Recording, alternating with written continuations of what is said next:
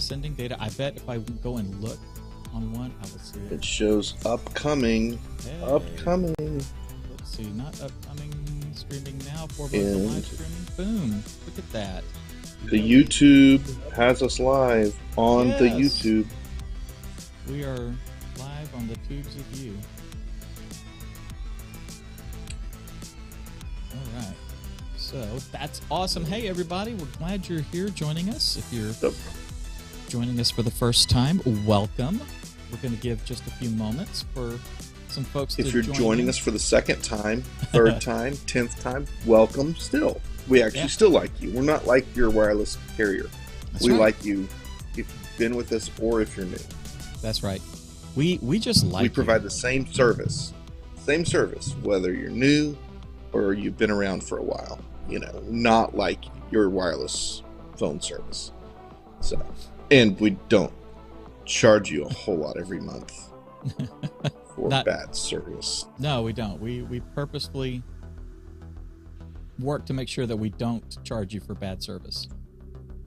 I'm just hoping we're as opposite from your wireless carrier as we can be. Let's just be honest. Yeah. Like that's what I want to be. We won't remind Aside you. from the fact that we do offer a valuable service like they do. We just want to offer something far more effective and efficient. And we don't offer roaming charges or have roaming charges or anything like that, which is good. Yeah, I mean, hey, we've got people usually from, different continents, and yet, which by the way, I don't know if we're probably not in yet, but any of our UK people, my son is there right now. Yes, Your he's son? wandering your streets. He's in the Yuk. Yep. He's in Uck right now. Yep. That's awesome. What's he doing? As we speak. Which is doing this like a work? Is this my auxiliary son 1 or auxiliary son 2? This is the eldest. Yeah. Nice. He's doing a school related thing. He's taking a class in conjunction with Oxford. Ooh. So he's over there for a little bit. Yeah.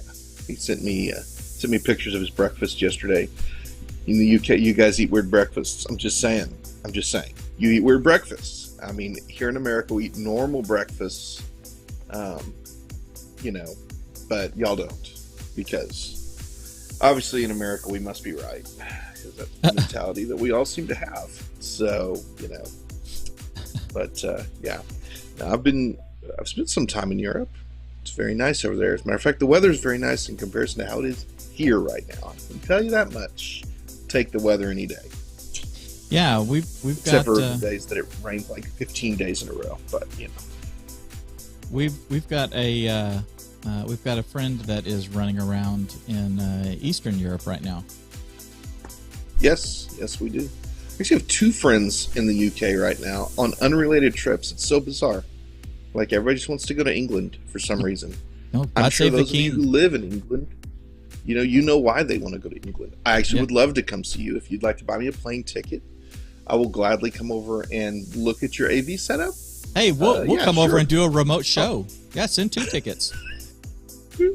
We'll do it from your location.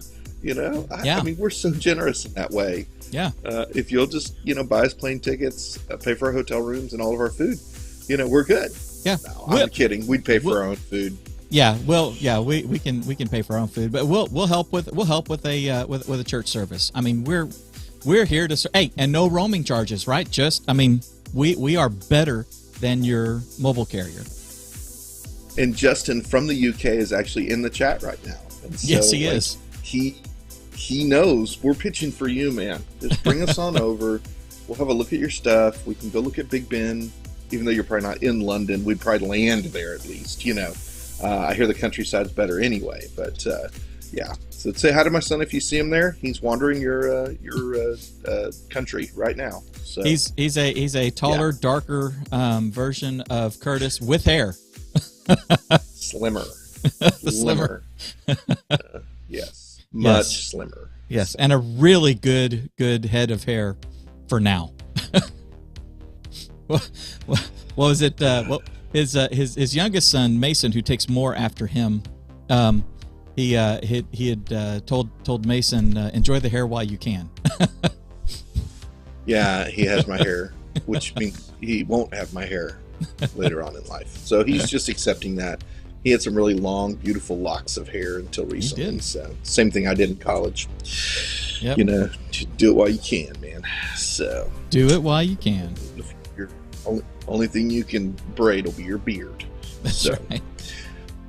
All right. I think if everybody's ready to get started, we're going to get started. Curtis informed me a little bit ago that we had already covered this subject, and I didn't remember. In the back of my head, I had remembered, hey, did we cover this? I think we covered this subject. I remember he and I talking, a month or so back, saying, okay, you're going to be out this week. I'm going to be out this week. Okay, I want us to do live the 4 modes of live streaming together, so I won't do it on my own. You won't do it on your own. We'll cover this. We'll cover that. So I remembered those conversations. And then you said we did this already, and so we're going to do it again better. But it didn't have all the bells and whistles. No, we've got better visuals and stuff, and now it's better to This is good. This is good. This and we guys, won't say the same things because we have no idea what we said last time. That's right.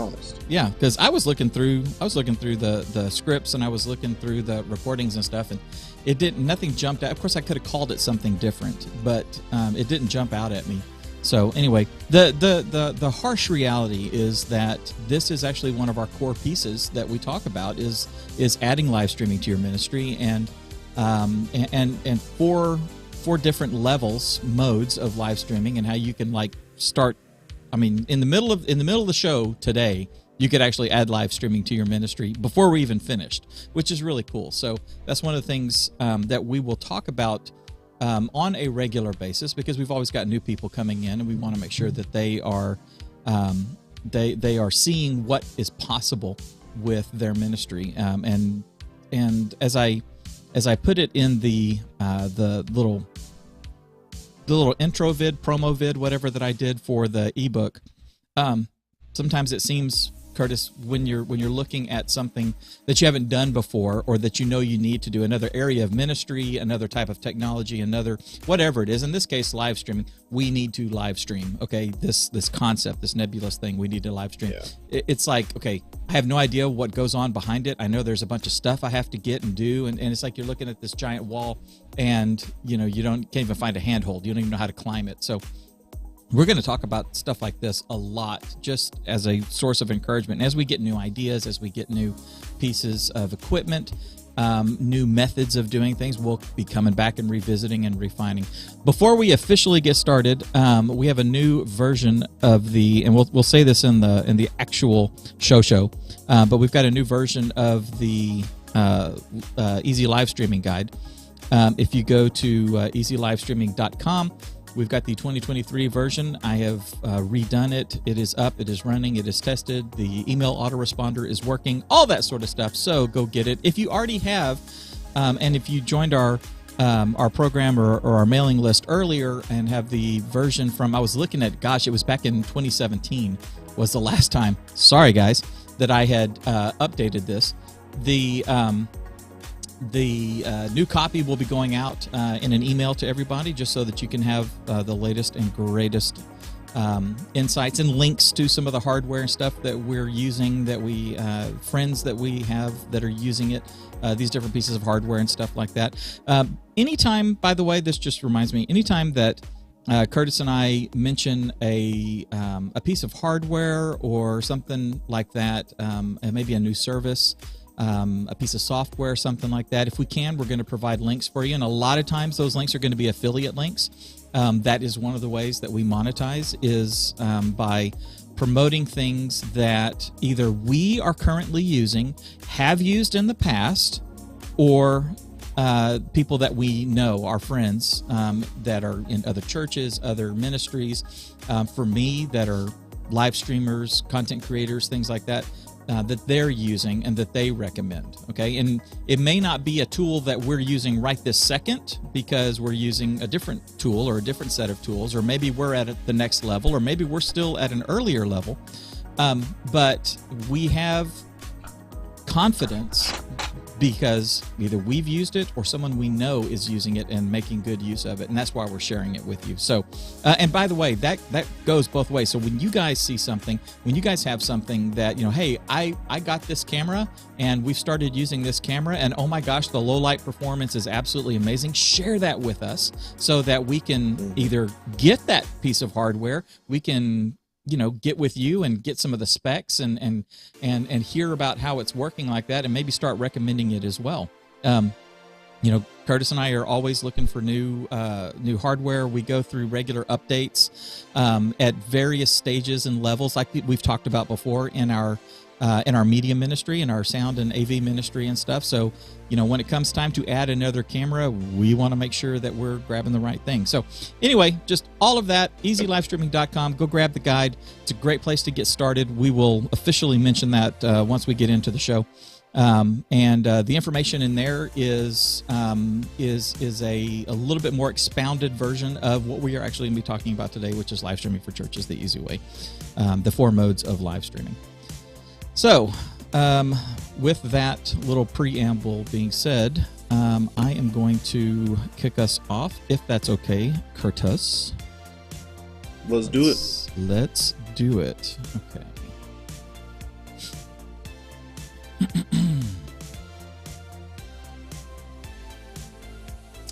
Tommy had a show idea, doing a Zoom panel with folks who are online churches only. Let's flesh that out a little bit, Tommy. I like that idea. Let's see. Oh, and Justin says he's testing Prism Live. I actually just downloaded that the other day. I have not installed it and played with it yet, but Prism Live is some live streaming software.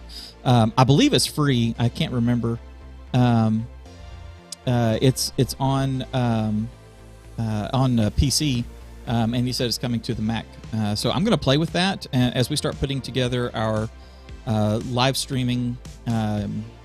Best live streaming software, and we're hitting the free software, the paid for software, the best bang for your buck, all that sort of stuff. We'll be looking at that and reviewing it. By the way, if anybody has anything else live streaming software, we're thinking in the mode of like Prism or even a service like StreamYard or Restream's Live Studio, anything like that. You guys want to share that with us? We will test and be adding it to the mix as appropriate. So.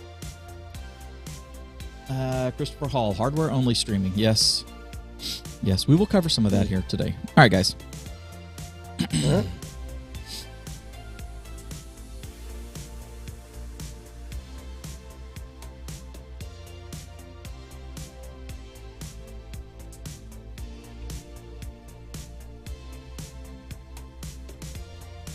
I'm thinking. Give me a sec. I didn't actually write a hook. Okay.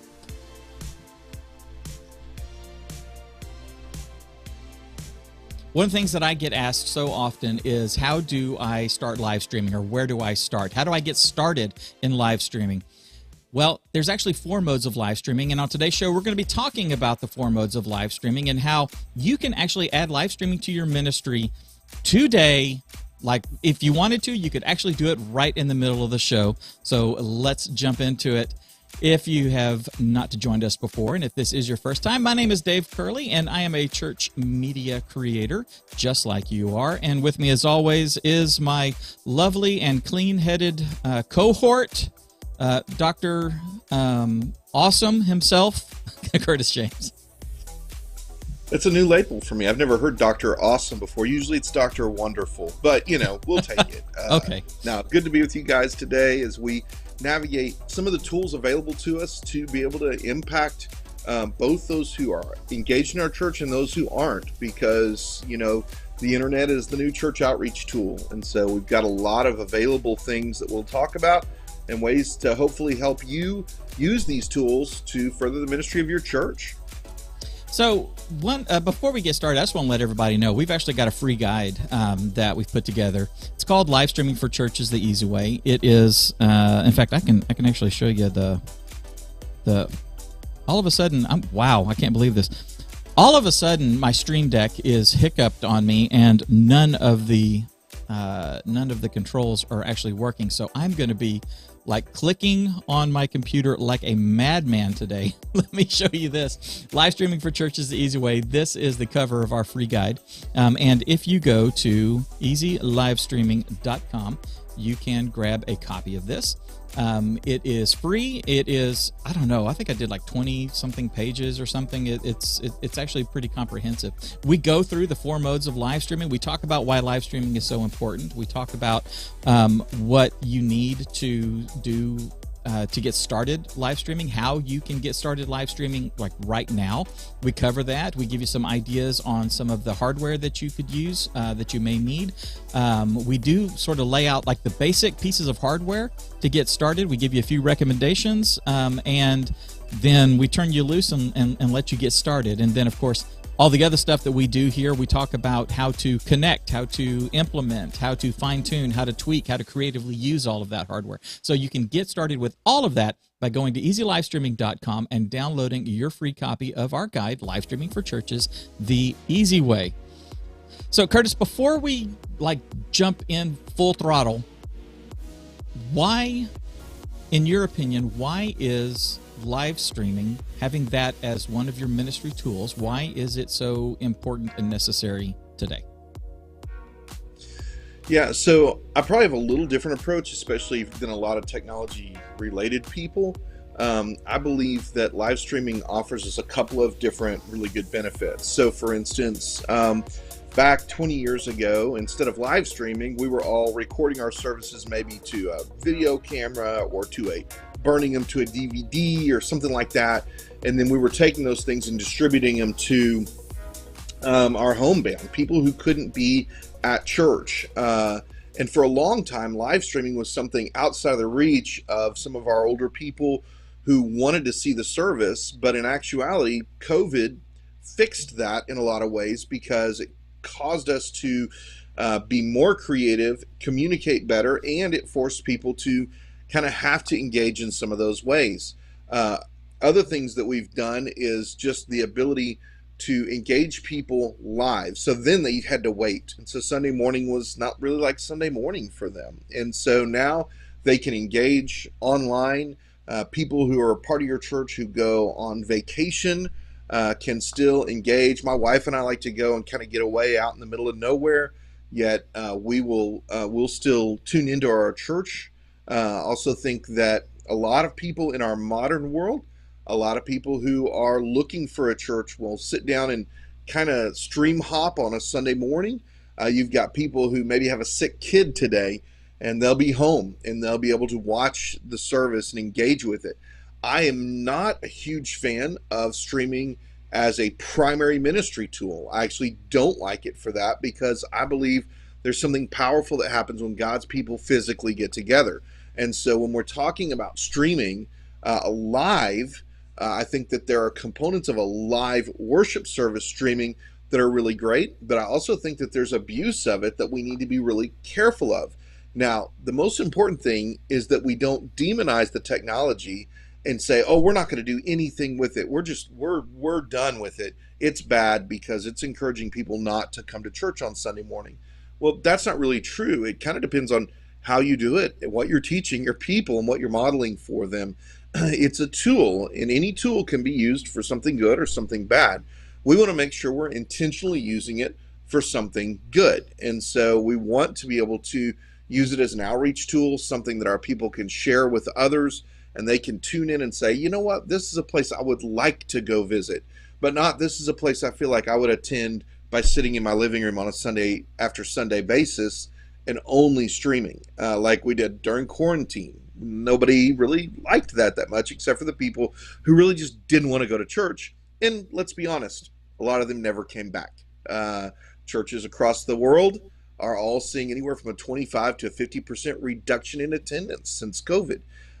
They're still all streaming, and they can claim some of those streamers as attendees, but they're not really there. And so in actuality, there are a lot of people who enjoyed quarantine.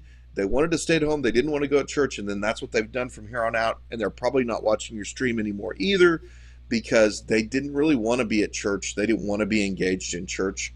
And so those are all different things. But as we stream, we have to consider how and why and what are we trying to communicate through our stream? What are we teaching people, not just by what we're showing, how we're showing it, and how we approach it?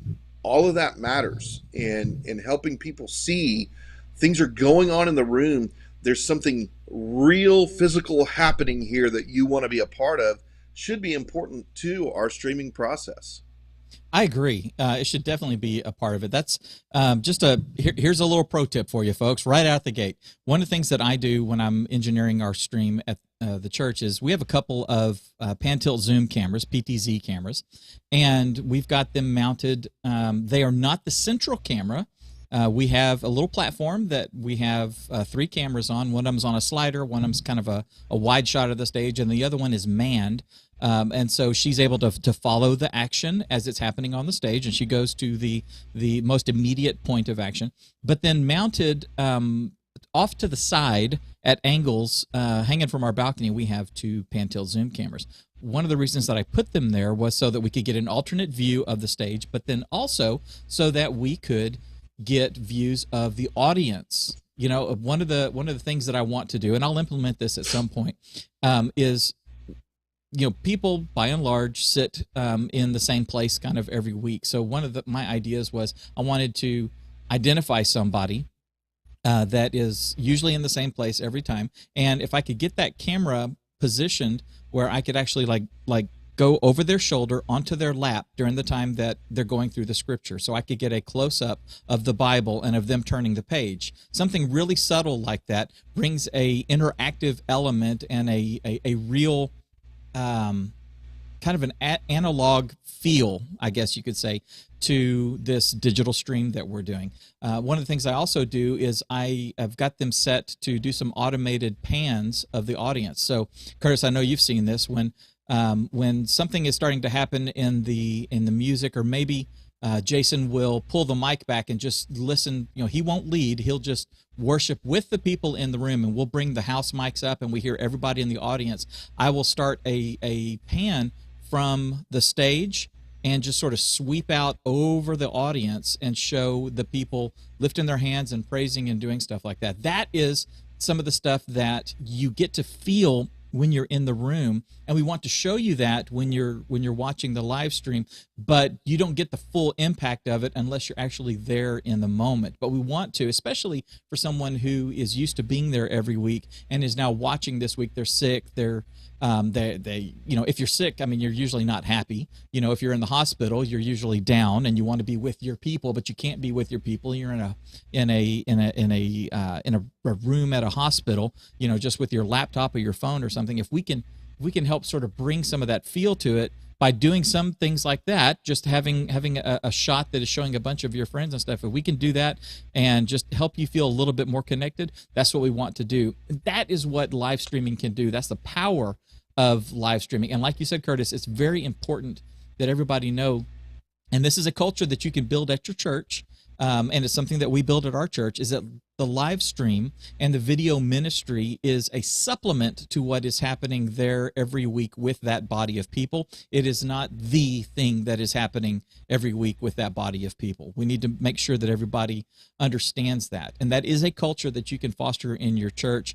And I'm really glad that that's something that we kind of hit every few weeks. You know, when we talk about it or something, there will be some sort of an encouragement from you or from Jared or somebody for people to be there with us every week.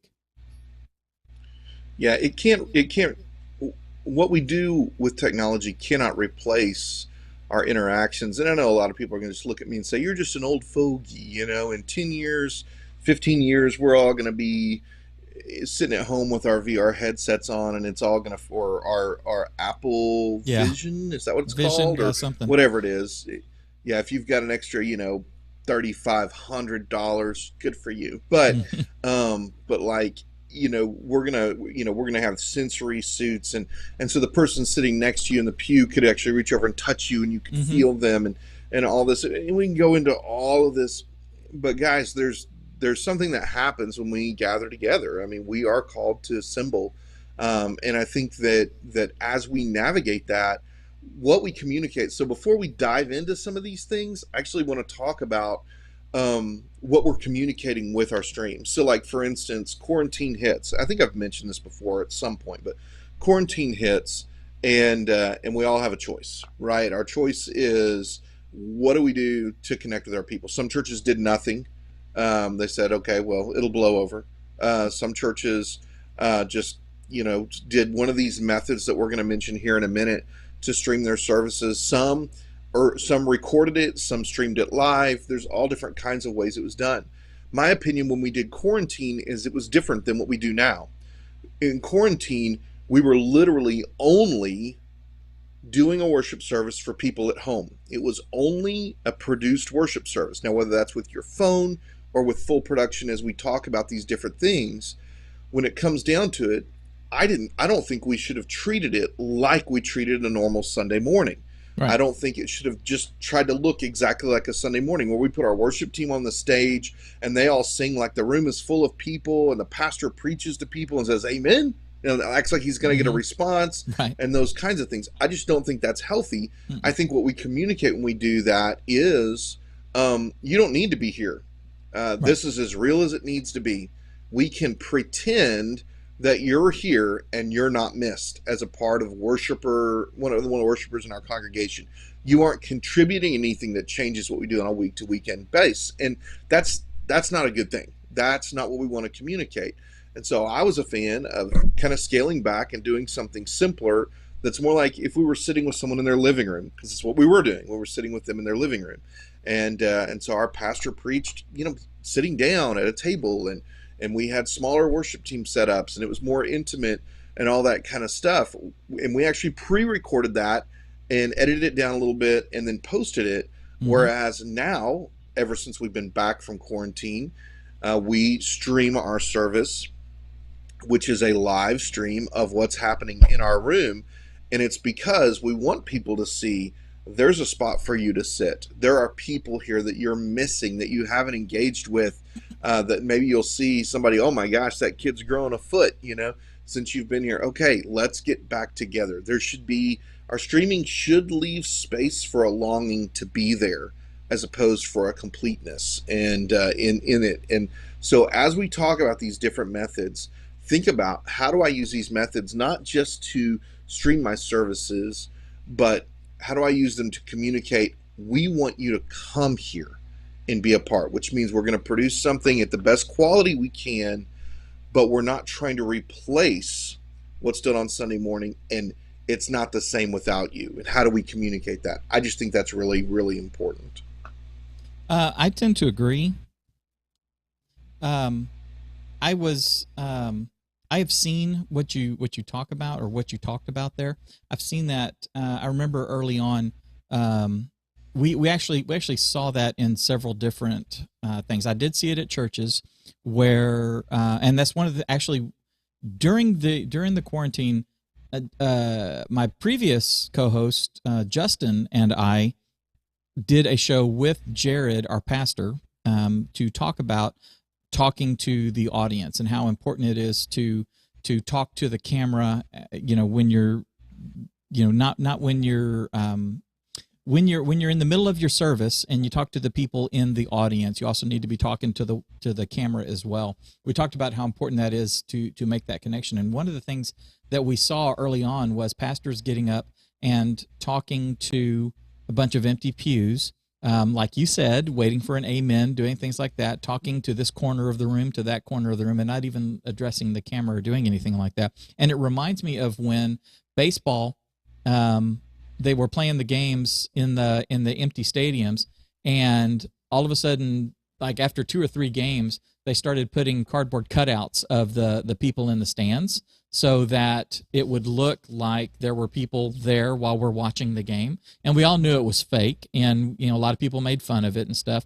Now, it was cool from a fan standpoint because you had people that were season ticket holders or whatever, and so they had them submit a photograph so that they could print, and that was a neat little a little perk, was to be able to see that on screen and all that. But aside from that, they were trying to make a live environment, or make it seem like there was a live environment when it was not. It was a very controlled, staged environment at that point. And even even putting in applause and cheers and crowd noise and all that sort of stuff. They were faking a baseball game, and it didn't come off as real. And when you're doing a live stream and you're talking only to the people in the room, or some churches are very small, Curtis. We've got churches that are 20, 25, 30 people, and on a down Sunday, it could be the pastor's wife, his kids, his parents, and two other families, or one other family, and just sitting right there in the pews and stuff. So treating that as it is happening, as real and all that, but then also connecting with the audience that is watching online is very important. Let's get down to some of the nitty and the gritty, as they say. Let me see. While you were talking, I was trying to get a couple of things working. Everything was working. This is what you get when you have live TV. Everything works great during rehearsal, and everything is all set up and perfect, and then something hiccups as soon as you actually go live. So if we have problems, I'm sorry. We will fix them in post. He was so proud when we were getting set up. He's like, check this out, everything I've set up. And he clicks through everything. He's got all these camera angles. I'm like, oh, that's so cool. And now none of it works. Yeah, exactly. Yeah, so that's how it goes. Yeah, learn from us. It's okay. It doesn't have to be perfect. Just adapt and overcome. Pretend you're a Navy SEAL, with a Bible. Okay. So first off, if you don't know why we're doing all this, Curtis and I are here to help you leverage technology so that you can amplify the gospel. And when the gospel is amplified, that is going to change people's lives. So that is the entire goal of everything that we do here. The things that we are teaching you is so that you can master that technology, amplify the gospel, and use it to change people's lives for Christ. So let's talk about the 4 modes of live streaming. We've got selfie mode, we've got indie mode, we've got desktop mode, and we've got broadcast mode. Does any of that jump out at you, Curtis? Well, I mean, all of it does, because I've done all of them. We've Right. used all of these things in different ways, shapes, or forms, and we really should use anything at our disposal. So, like, if you have more pieces at your disposal, and say you fast forward all the way to broadcast mode, that's great. But you should actually be using these different modes, because, like, Dave, you're more in broadcast mode right now, while I'm more in desktop mode right now. Right. But I did a show basically indie mode a few weeks ago. Yes. And it's not unusual for me to use selfie mode, especially when I'm promoting something going on in our church, or trying to encourage people to be a part of something. Right. Because of the ways that the algorithms work, and just the simplicity of it, and the reality of it all. And so I think that the key is you want to use everything at your disposal, not just the coolest thing you have, because they're all effective. So yeah, that's kind of my take when we talk about the whole broad spectrum of them all. Okay, so let's break down selfie mode and what we have there. Selfie mode is just what it sounds like. It is the equivalent of doing a selfie, except you're doing video and you're going live, okay? It is the easiest way to get started. So when I talk about that you can add live streaming to your ministry right now, this is how you can do it. I mean, Curtis is at the office right now. He's at the church.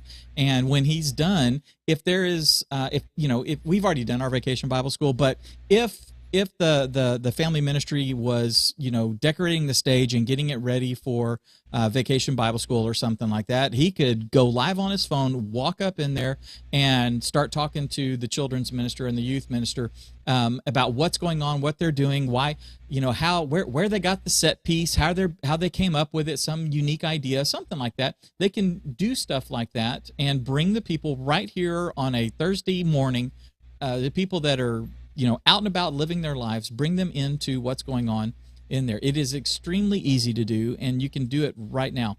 You have to remember that the average church member is using Facebook or Instagram or YouTube off and on throughout the whole day.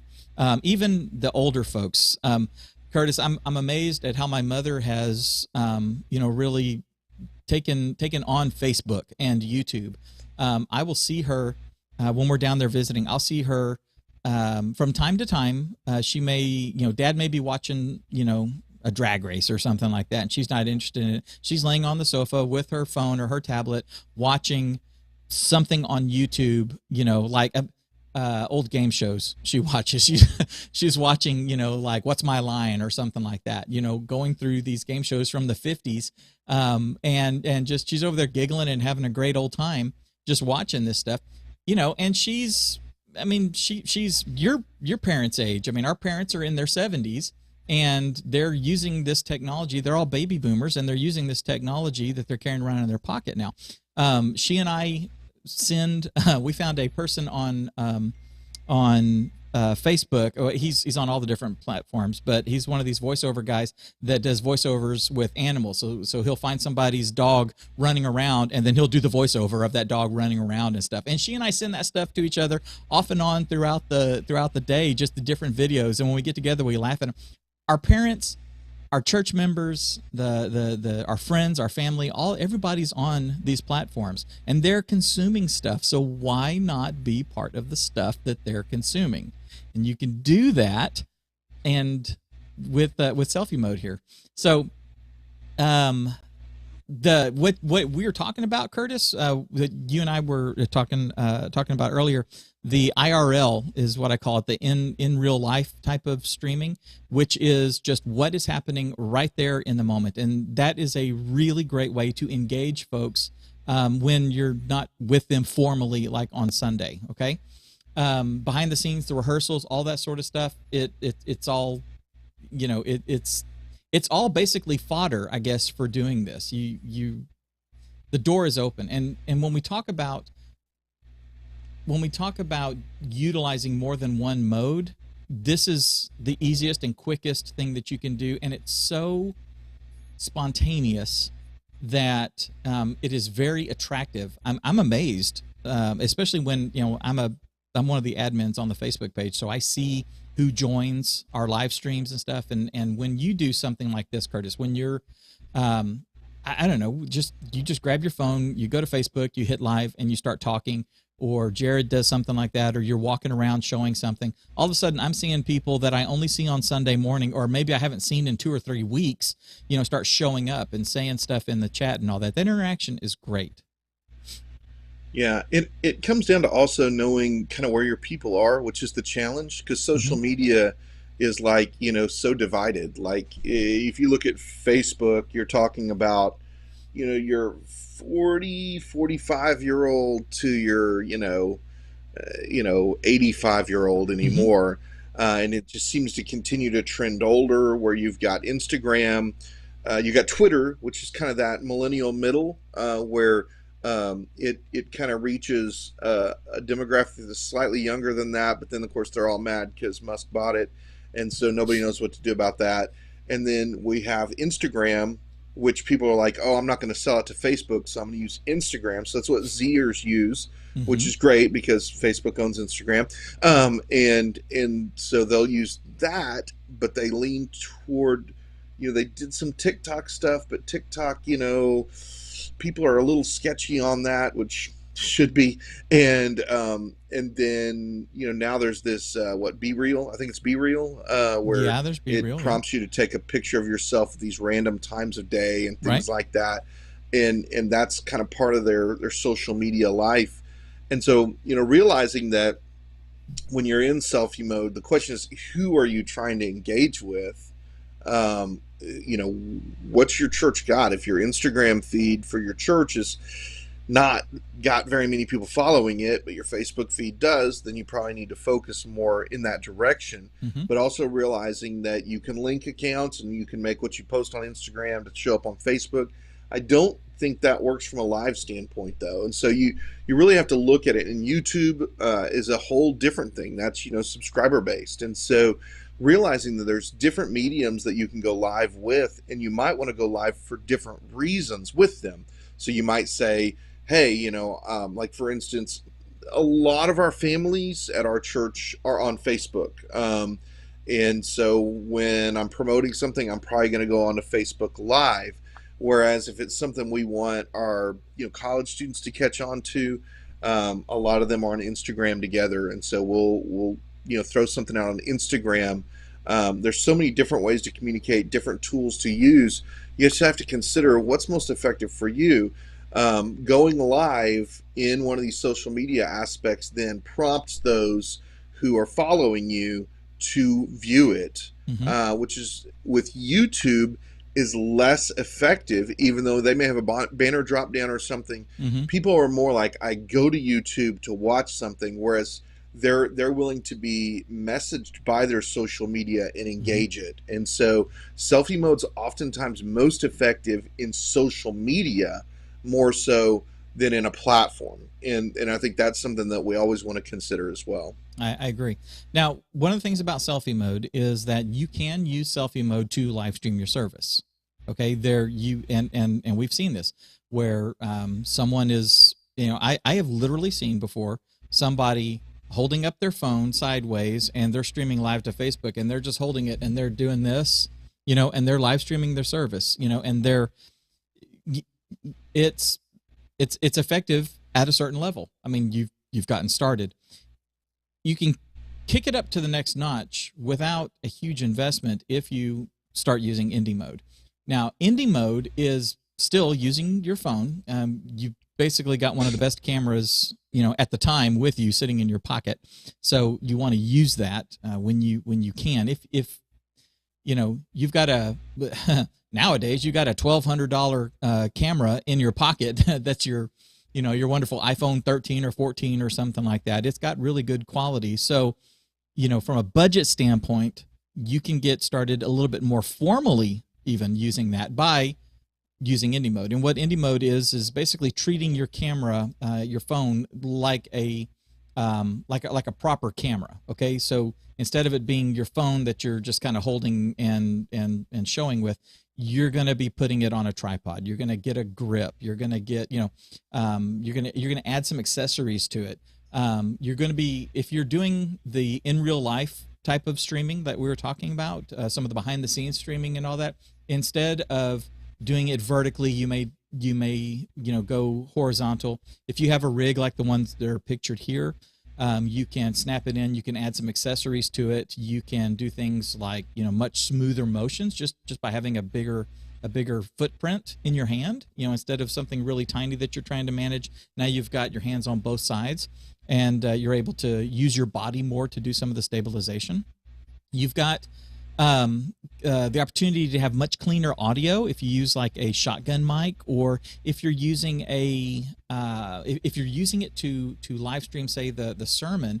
Maybe you have a lapel mic, like a wireless lapel mic, on your pastor, aside from and next to the lapel mic that's a part of the sound system that he's using, and you have that the one that goes to your phone. Okay, it can be Bluetooth, but there's other ones that are better and that are more stable than a Bluetooth, because Bluetooth only has a 30-ish foot range.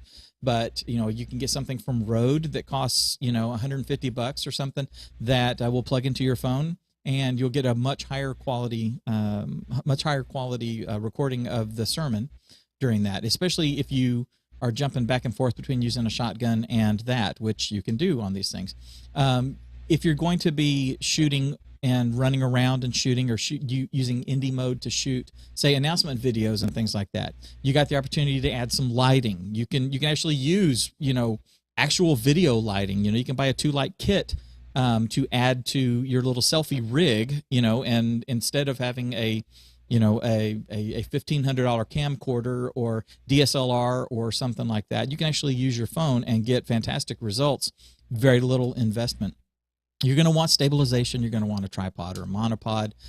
We talked about the shotgun mics, the lapel mics, handheld mics. There are all kinds of accessories that you can add to this rig. And if you are treating it properly, if you're using it properly, no one is going to know that you are doing this all with your iPhone or your Samsung Galaxy or what have you. That's what's really cool about it. I mean, you can even, Curtis, add lenses. In fact, you've seen it. I have a anamorphic cinema lens that I snap onto the back. I've got a case on my phone from a company called Moment, and I buy lenses from them. In this case, I don't know if you can see, but there's mounting grooves in there where I can actually snap in a different lens, really high quality glass.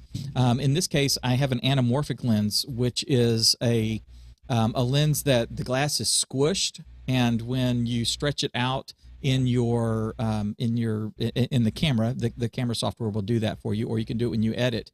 It gives it a cinema look, and you know how in the movies when like the camera sort of pans and it hits a light and you get this flare, like this really horizontal, and it's like, wow, that's a really cool looking shot. The car lights passed by and the light flared and stuff. I'm doing that with my phone. I did it with a music video that we shot where the lights that were shining on people were flaring and flashing like that, and everybody's like, "Dude, what did you use to get that shot?" And it's like, my phone, and this $120 lens that I bought instead of that lens to go on like one of our big cameras, Curtis, is like $4,000 or $5,000. But you can get that kind of quality, surprisingly, from your phone. Yeah, and it's one of those things where that industry is just growing and growing and growing. So the line between consumer and pro, it gets blurred more and more every day, It does. and has been for several years now. You can produce, I mean, a perfect example, the Spider-Verse movie has Yeah. this whole animated Lego scene. Well, this kid made his own trailer from their trailer with Lego animation.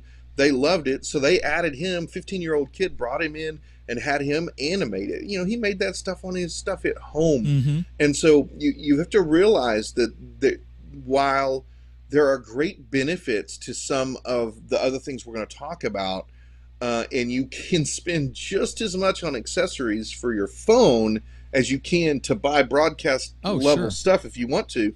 Some people actually choose to do that because it's always with them. It's easy to carry. It's mobile. They have all these things available to them all the time.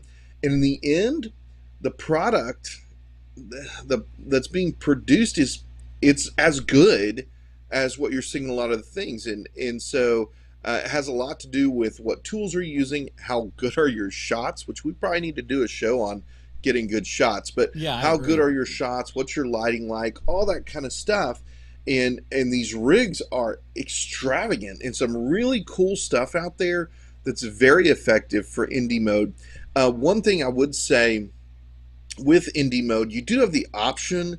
You could bring a feed in from your soundboard or something like that into it. It's really complicated just because of the distance that you are from your stage at that point. So anytime you're using your phone, you can get telephoto lenses and stuff, but your zoom is just very limited, and so you're going to find yourself needing to be close to the action, which means pulling a line and plugging it into some part of your rig is very complicated. Anytime you use a room mic, you're going to get a lot of other noise. So my advice to you is, if you're doing indie mode, is go ahead and secure your audio through your sound system digitally. Record it somewhere, to a computer, doesn't matter, to an audio recorder, so that in post-production you can go and sync that up and get a better quality of audio. People are willing to accept in a live stream that things have this more real feel, but they're not willing to accept that when they go back to view something later. So go ahead and draw your audio from something else as well that gives you a cleaner sound. And you can actually blend those if you want to get some of the room noise as well.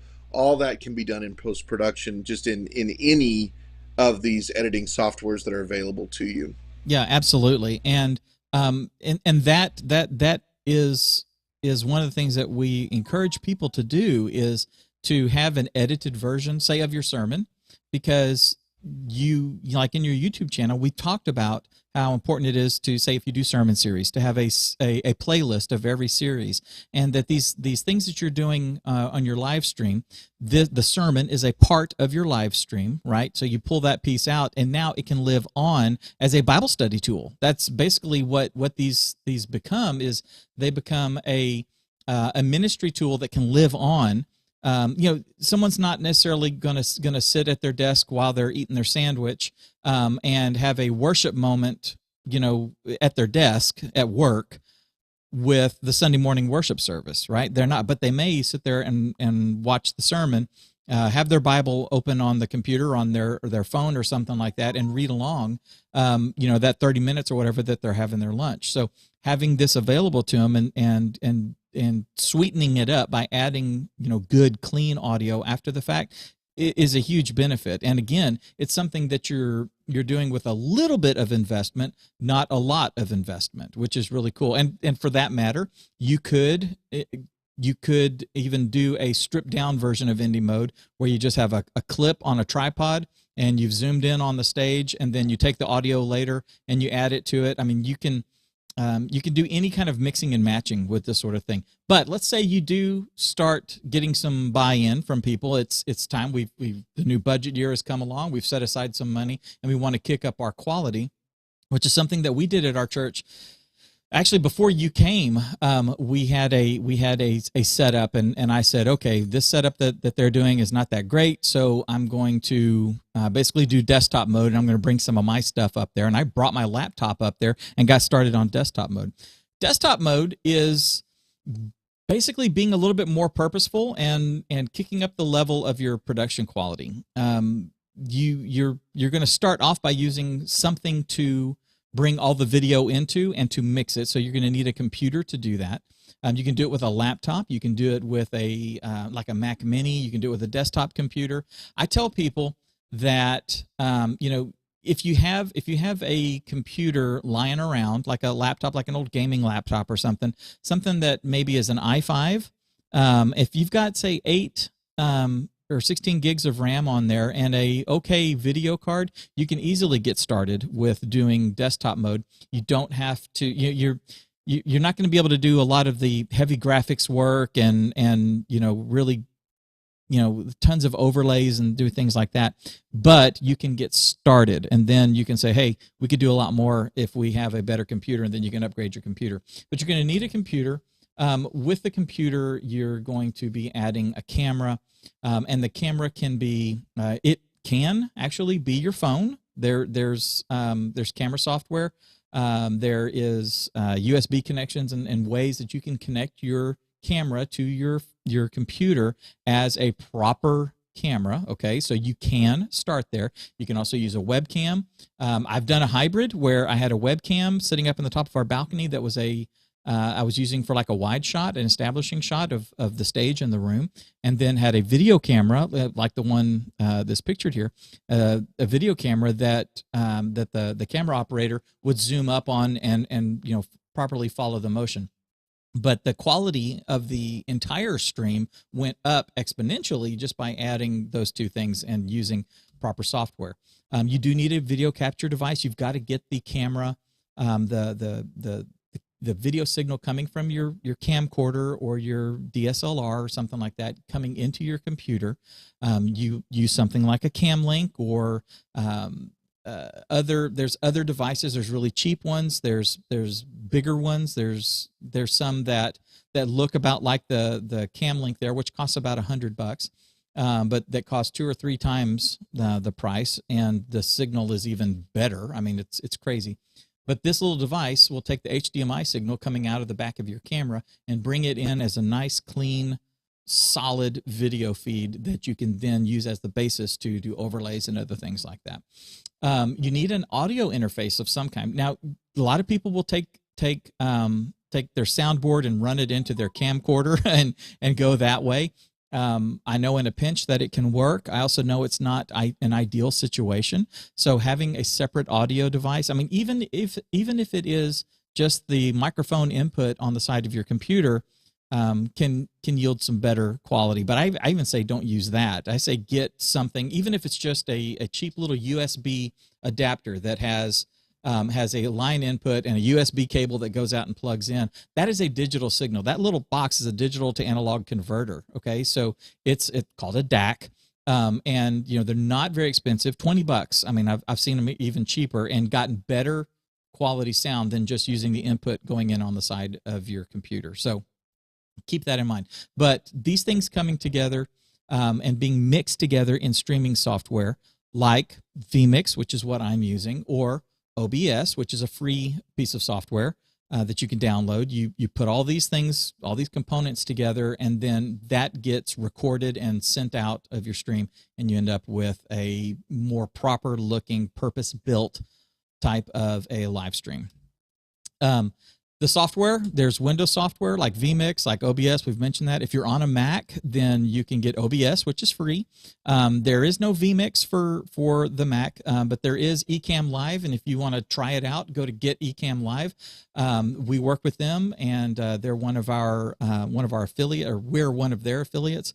I've used Ecamm off and on for years. It's great. It's solid. It works wonderfully on a Mac. You can do a whole lot with it. You can make your, with both OBS and Ecamm, you can make your desktop mode actually look like broadcast mode, which is really cool.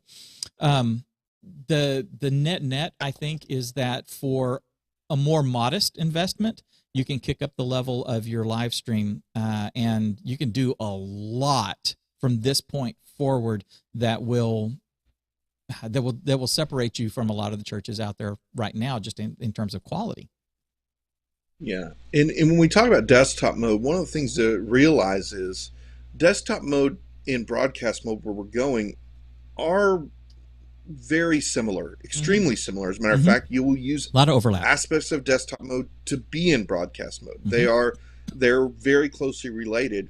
And so what desktop mode as opposed to indie mode or selfie mode does is it gives you the ability to upgrade two things. Obviously you can upgrade your video quality, those are obvious, but the ability to use a camera that actually has the capability to zoom in, where you can have a camera that can get you a really good shot of what's happening on your stage without having to be up there. That is a huge benefit to going to desktop mode.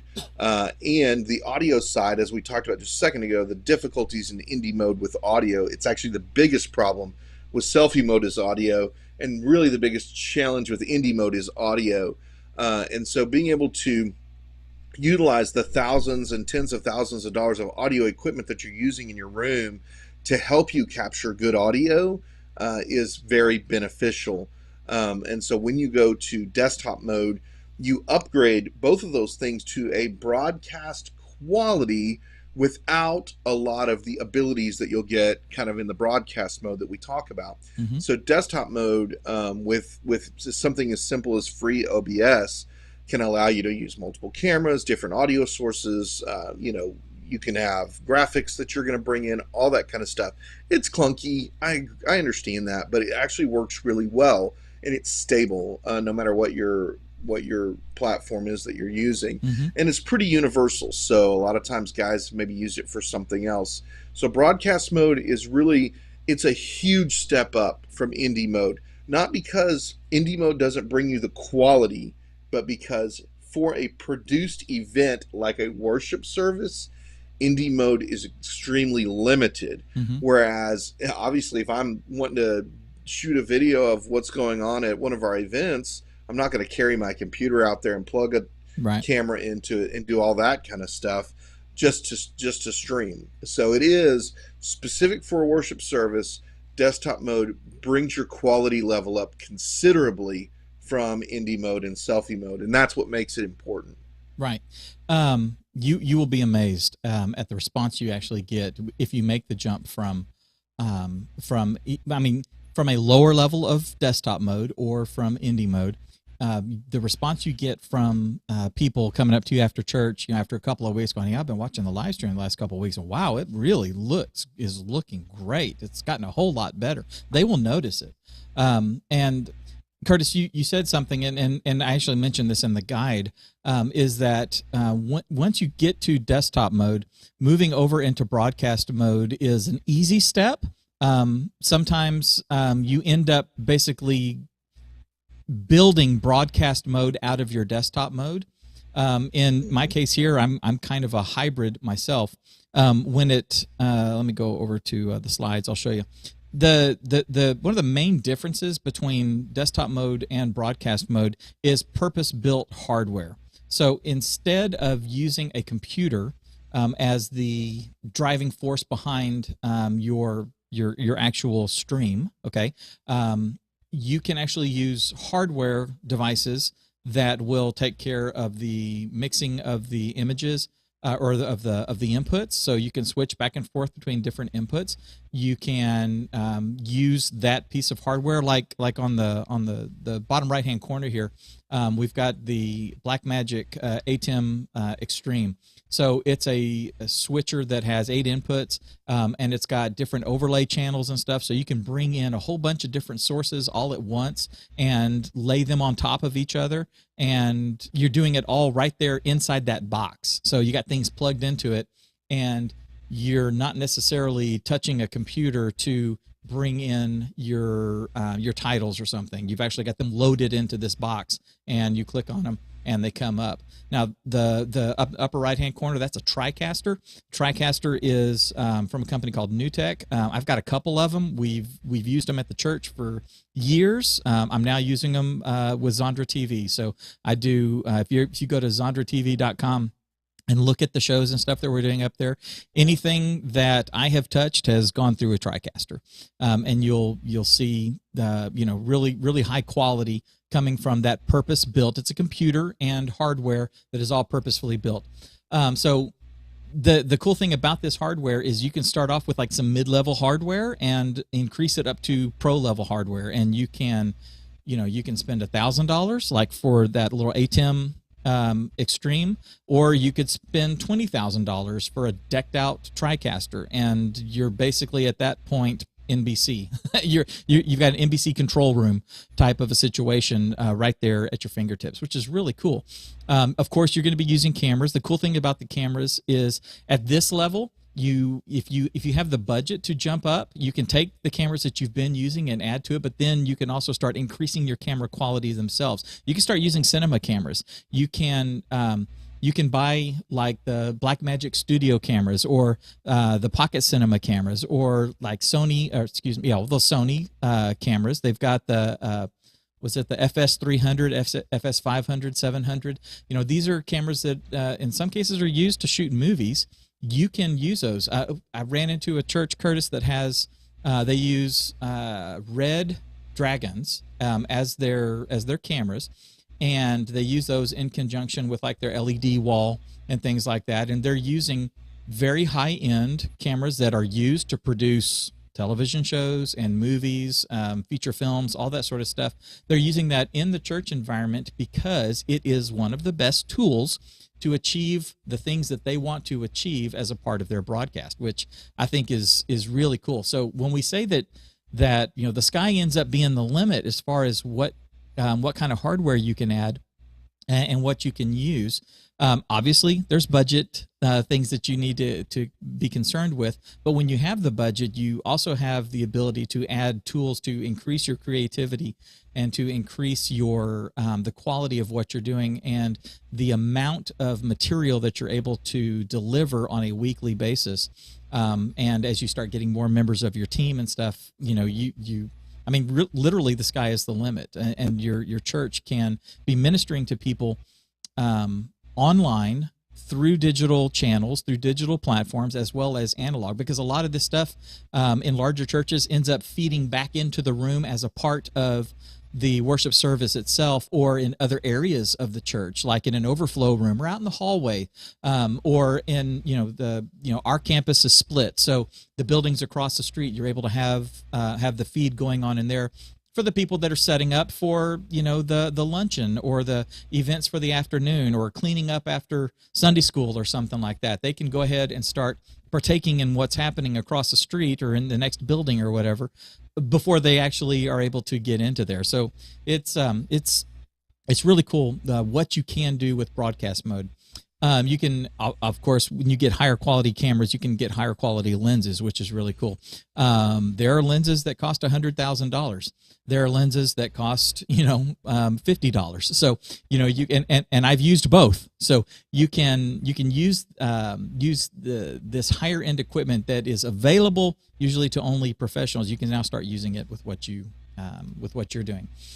We talked about the switching devices, the NewTek TriCaster, the ATEM Mini Pro. If you want to see an ATEM Mini Pro, I don't have the. Well, I have the Pro. I don't have the ISO. But let me switch shots.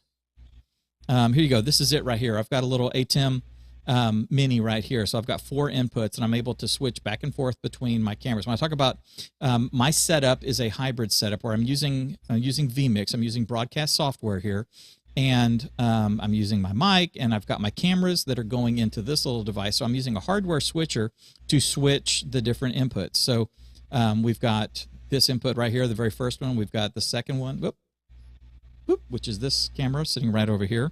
I've got a GoPro mounted up here for an alternate angle, and I've got a reverse angle so you can actually look over my shoulder and see what I'm doing, and that's all happening right here. So this type of a setup is, this was desktop mode that I was using. And I had in the back of my computer, which is down here on the floor, I actually had a couple of different video cards with cameras going into those video cards. Like this one was going into it. This camera that's sitting right over here was going into that. And they were coming in, and the software in my computer was doing all of the work. Well, I offloaded that work into this device right here, and now I'm able to have 4 cameras coming in, let it handle all the switching while the software handles all the graphics and the other things that I'm doing. So let me switch back. Okay, whoop, there you go. So that right there is a good example of bringing in elements of broadcast mode into desktop mode, sort of making a hybrid that is going to fit, that's economical for me, and that is going to give me the quality and the flexibility to do the different things that I want to do. And that's, selfie mode, indie mode, desktop mode, broadcast mode, and that nebulous layer in between desktop and broadcast. Those are the 4 modes of live streaming. And when I say that you're going to use most of them, and you should be using most of them, I mean it. If you just stop right now, if you're doing broadcast mode at your church, there are ways that you can do indie mode.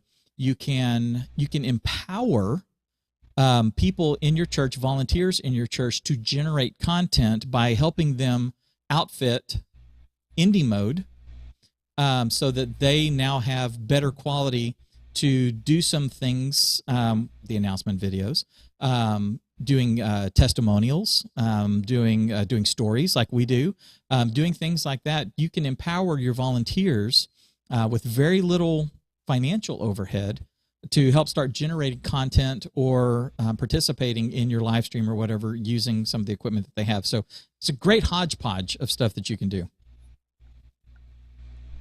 Yeah, absolutely. It's important that you realize that you have the tools you need to be streaming. Just use them wisely, understand their limitations, don't overdo for what you have. Do what's appropriate for the equipment you have. Realize as you engage those things, the opportunity to expand those things comes over time, and you could end up with if it's beneficial to your church, you could end up with some sort of broadcast setup.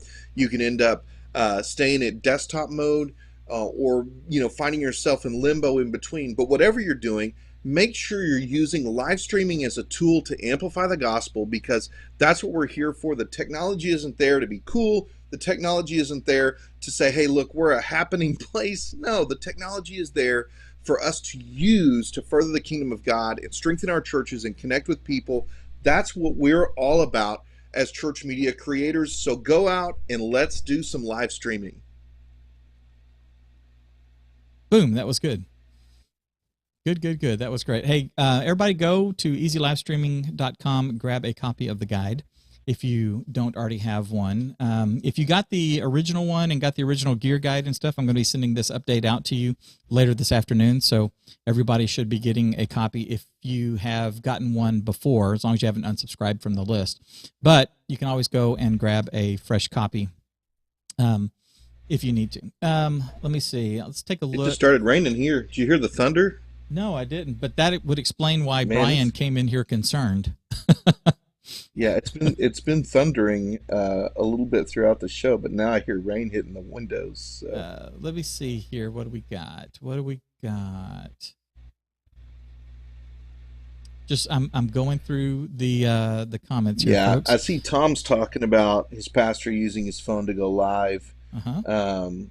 But the video is great, but the audio is just too low. Yeah, the audio, it's funny for all the things they put into the phones and the broadcast capabilities of our phones, and they spend all of their time on cameras, Mm-hmm. but none of their time on microphones, Mm-hmm. and none of their money on microphones. So really, for audio, you really need an external mic of some kind, whether it's a Bluetooth mic, whether it's one that plugs into the bass, whatever, something, a clip on, something that helps really clean that up, because the audio is just awful.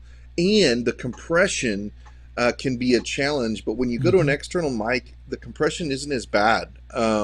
So yeah, you really do, and you don't have to spend much. I mean, you can spend 20, $30 and you Mm-hmm. can get something that will take your audio from, a level 2 to a level 5. Now Mm-hmm. you're not going to 10, but it'll upgrade, it'll over double the quality. So yeah, whether what is it, Saramonic Ceremonic, right? has stuff that you can use. Mm-hmm. Rode.